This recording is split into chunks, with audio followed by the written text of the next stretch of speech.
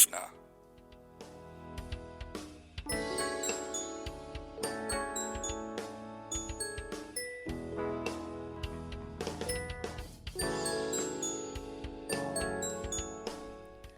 لا يمر يوم إلا ونسمع أخباراً عن تحشيدات عسكرية تركية على الخط الحدودي مع شمال وشرق سوريا، في مشهد بات يتكرر في ظل تهديدات الرئيس التركي رجب طيب أردوغان على المنطقة مرة أخرى. ورغم عدم حصوله على الضوء الأخضر بحسب تصريحات سياسية عديدة، إلا أن التهديدات ما زالت مستمرة. ما موقف المجلس الوطني الكردي من التهديدات التركية الأخيرة وكيف ينظر إلى جديتها؟ كل هذه الأسئلة أطرحها على السيد طاهر حصاف، عضو الأمانة العامة للمجلس الوطني الكردي في سوريا.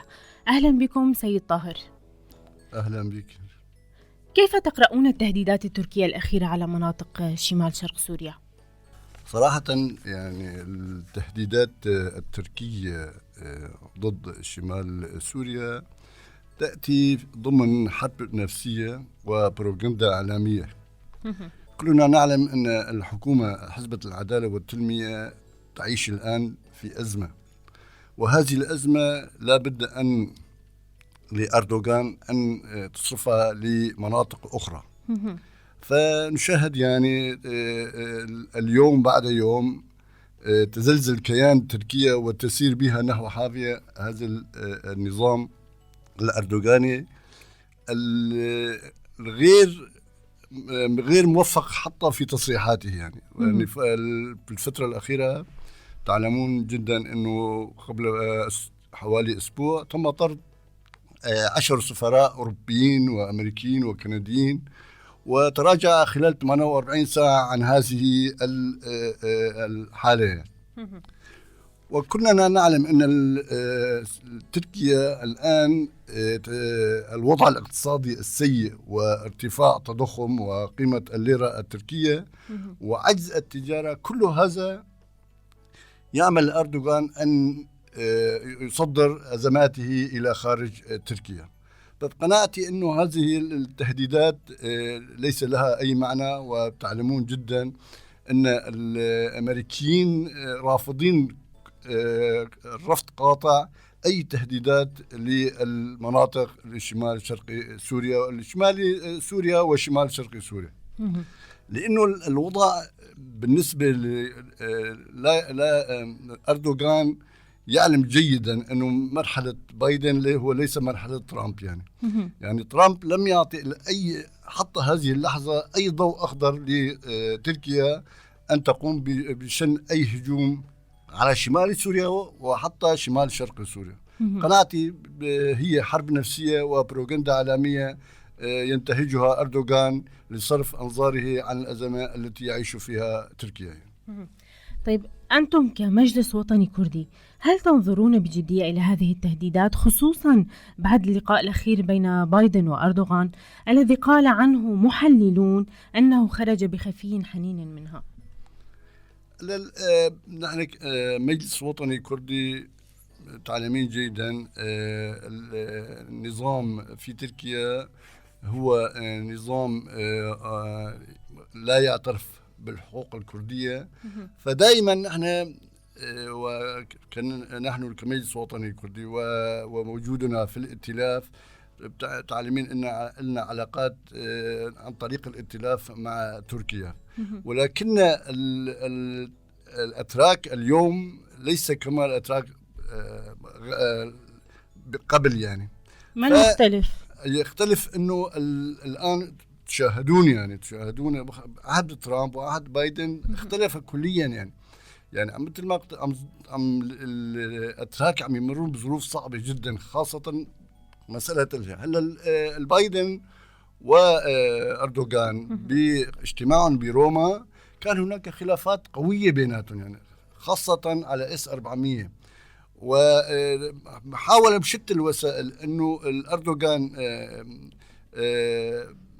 يعطي مبررات أنه لتحصيله على اس 400، ولكن الأمريكيين يرفضون رفض قاطع حصول تركيا على اس 400. هلا بتعلمين انه هناك صفقات بين الامريكيين وبين خاصه مساله الطائرات F-35 و F-16، ولكنها كلها راحت ادراج الرياح بالنسبه للاتراك. يعني قناعتي والمجلس الوطني الكردي دائما يتطلع الى المنطقه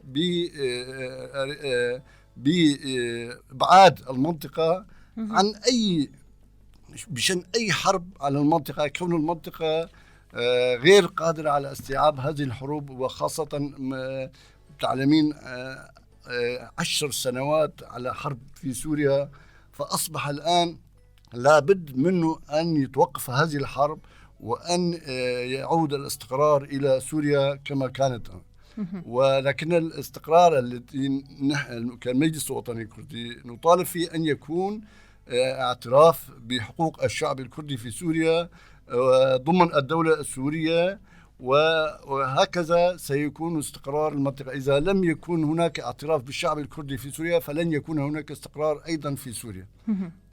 سيد طاهر، لو فككنا الملفات شوي، ألا يمكن أن يكون قد تمخض عن اللقاء صفقة جديدة بخصوص F-16 مقابل تنازلات جديدة لتركيا؟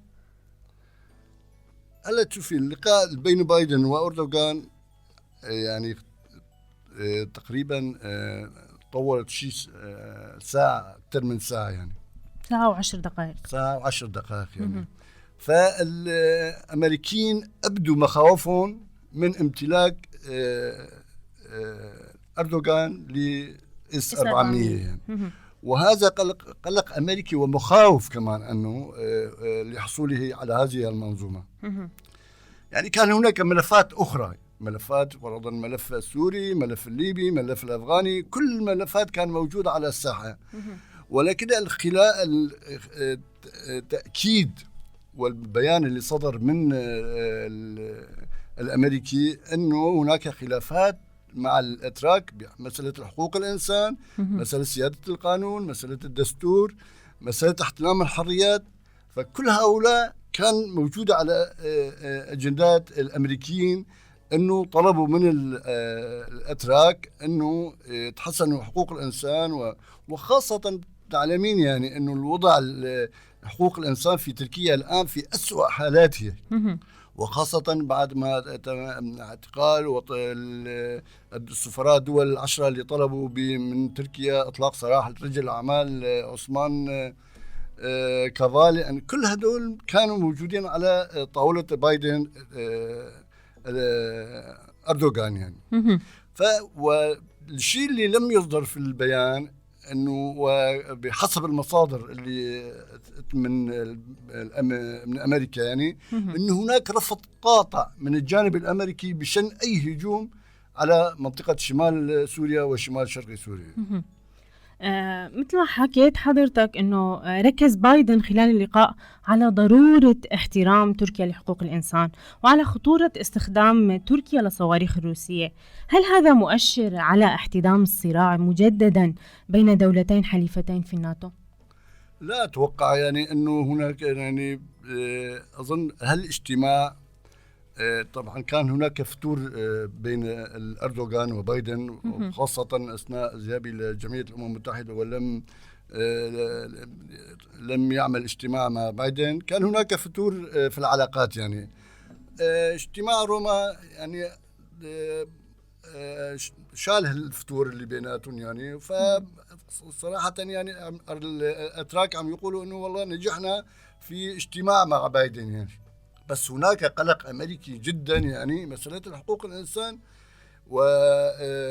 وحريات اللي موجودة في تركيا. أنا ما يعني تعلمين يعني هناك علاقات استراتيجية بين تركيا وأمريكا. علاقات ليس هناك والله أنه مسألة اجتمع ولا ما اجتمع، بس هناك علاقات استراتيجية قوية جدا بين الأطراف، وخاصة بالأمور الاقتصادية، علاقات متجذرة بين تركيا، وخاصة هي القوة الثانية في الحلف الناتو. فما أتوقع أنه الأمريكيين توصلوا أنه والله مسألة القطيعة مع تركيا، هذا غير وارد على ما أعتقد يعني. وتمت مناقشة هذه الأمور خلال اللقاء أيضا. الجنرال المظلوم عبدي قائد قسد قال إن تركيا لم تستطع إقناع أي دولة بشن هجوم على شمال وشرق سوريا. هل هذا يجعل تطمينات أمريكا لقسد أكيدة هذه المرة؟ هلا التأكيدات غير موجودة، والتطمينات لابد أن يأخذوا كل بعين الاعتبار. يعني الأتراك إذا ما أخذوا الضوء الأخضر من الأمريكيين مستحيل يهاجموا المنطقة يعني. فبقناعتي الآن إذا حتى ولو كان هناك عملية، فعملية الآن تؤجلت يعني تأجل العملية، والآن ما في أي هجوم على منطقتنا، لا شمال شرقي سوريا ولا شمال. عملية كلها مقيدة يعني. الروس والأمريكان هن موجودين بالمنطقة، بتعرفي أي حراك لم يتم في سوريا إلا بتوافق روسي أمريكي. فاليوم الملفات الموجودة، ملف إدلب، الملف الإدلب هو الساخن في المنطقة يعني. هلا تعلمين يوميا هناك هجمات قوية من الطيران الروسية على إدلب، وهناك ضحايا من الطرفين يعني. فقناعتي سيكون هناك مقايضة بين الأتراك والروس والأمريكان. فإذا اتفقوا على هالنقاط أنا أتوقع يكون هناك شيء بالمنطق يعني. إدلب مقابل منطقة ثانية قد يكون ذلك يعني. ألا يمكن أن تكون هذه المقايضة إدلب مقابل مدينة الرفعت مثلا؟ قد يكون يعني قد يكون الرفعت، قد يكون منبج يعني. هناك إذا لم يتم تسليم إدلب لن يكون هناك تسليم رفعت. تعلمين أنه خلال فترة تسليم عفرين للأتراك تم بصفقة روسية يعني. وهذا كله طبعا بموافقة أمريكية يعني. الأمريكيين دائما مو مستبعدين من أي مسألة تخص بسوريا يعني. فالعملية التشابك الموجود بين الروس والأمريكان والأتراك دائما بتجي لصالح الأطراف الثلاثة يعني. مو قد يأخذ طرف ويبقى الطرفين الثانيين. وبما أنه الوضع حتى الآن لا يوجد أي حل سياسي في المنطقة، فستكون دائما هناك توتر في منطقتنا، خاصة في شمال سوريا والشمال الشرقي سوريا. حكينا عن عفرين. قبل أيام أصدرتم تصريحا تنددون فيه بالانتهاكات التي ترتكب في عفرين وسريكانية من قبل الفصائل المسلحة الموالية لأنقرة، وطالبتم تركيا بطردها. هل هذا تحول في موقفكم السياسي، أم أن هناك خلافات عميقة بينكم وبين الائتلاف السوري جعلكم تخرجون بهذا التصريح؟ التصريح الذي صدر مع المجلس الوطني الكردي كان بمناسبة اجتياح وسيطرة واحتلال رأس سريكانية وغريسبية. التصريح جاءت بهذا التوقيت يعني. وتعلمين وهذا ليس أول تصريح يصدر المجلس الوطني بالانتهاكات التي عم تصير بعفرين أو برأس العين أو بسريكانية يعني، أو بتل أبيض بغريسبية يعني. المجلس الوطني الكردي دائما يطالب تركيا بطرد الفصائل المسلحة من المناطق المحتلة التي احتلها تركيا من في عام 2019 واحتلالها لرأس العين يعني. الانتهاكات اللي عم تصير بهذه المناطق تأتي في يعني انتهاكات فظيعة بطرد السكان من بيوتهم، وحرق البساتين الزيتون، واعتقالات وقتل، ويعني وكل هذه الجرائم تجي في يعني منتهكة ومدانة من قبل جميع دول العالم يعني. فالمجلس الوطني الكردي ولن يعمل يوما لإبقاء هؤلاء الفصائل في ضمن المناطق الكردية حصرا يعني. فدائما نطالع بيانات أو تصاريح أو حتى مسألة أعلام أنه نطالب بإخراج هؤلاء المرتزقة من المناطق الكردية. نحن المجلس الوطني في بياناتنا، وإذا تعودون إلى تصاريحنا، هناك حتى مسألة الاحتلال التركي للمناطق الكردية، ولن نتراجع يوم بأن هذه المنطقة محتلة من قبل تركيا. هل هناك خلافات بينكم وبين الائتلاف السوري؟ الخلاف دائما موجود يعني بيننا وبين الائتلاف، خاصة أنه هلا كان هناك اتفاق بيننا وبين الائتلاف أنه لطرد هؤلاء المرتزقة من المناطق الكردية يعني، وإعادة أهالي المنطقة إلى مناطقهم. كان هناك لجنة، وتم تشكيل هذه اللجنة من قبل المجلس الوطني الكردي ومن الائتلاف، ولكنه مع الأسف الشديد حتى الآن الائتلاف لم يقف على هذه الاتفاقية بأي فرصة كانت، وخاصة الائتلاف عم تشاهد هذه الفصاعة بأم عينها، ولكنها هي كما يبدو غير قادرة على كبح جناح هؤلاء الفصائل. هناك حديث وأخبار عن استئناف عملية الحوار الكردي مجددا، متى ستبدأ؟ وهل هناك أي مؤشرات إيجابية حول هذا الموضوع؟ هلا تعلمون أنه الحوار الكردي هو يعني مطلب كل إنسان كردي يعني.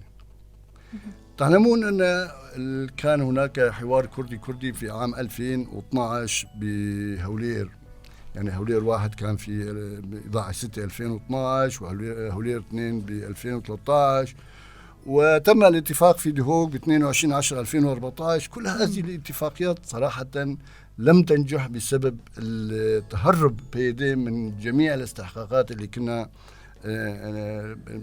الموقعة من الطرفين. وتوقفت هذه المفاوضات ل 2019. خلال بالشهر التشرين الثاني كان هناك مبادرة من السيد مظلوم عبده باستنزاف المفاوضات بين الأحزاب الكردية. كان هناك صراحة اللقاء الأول اللي صار في نيسان 2020. بدأت الحوار طبعا ب 2020 نيسان 2020، وانتهت هذه الجولة باتفاق على الرؤية السياسية المشتركة بين بيدا والمجلس الوطني الكردي. المرحلة الثانية طبعا كان هناك مشاكل، وتدخلت أحزاب الكردية بيانكي تابعين لحزب بيدي بشكل عام يعني، والمجلس الوطني الكردي، وبدأ المرحلة الثانية بشهر تموز. وخلال هالشهر تم اتفاق وبناء مرجعية الكردية العليا. تم اتفاق على هالنقطتين، الرؤية السياسية والمرجعية الكردية العليا. وبعد الشهر يعني بدأ المفاوضات على نقاط الرئيسية، وخاصة النقاط الخلافية بين المجلس الوطني الكردي وأحزاب البيانكي. فكان هناك مسألة النقاط الخمسة الخلافية اللي طبعا اللي موجود، كان مسألة العقد الاجتماعي، مسألة التجنيد الإجباري، مسألة التعليم، مسألة العقد الاجتماعي، مسألة فك ارتباط بيدي مع حزب العمال الكردستاني، ومسألة الإدارة الذاتية. فبدأ الحوار بينه، يعني وصلنا على اتفاقات يعني مرحلة متقدمة بالاتفاقيات كمان. وخلال هالفترة صار انتخابات أمريكية يعني، وخلال الانتخابات الأمريكية توقفت المفاوضات. وتقريبا من شهر 2019 من شهر 11 2019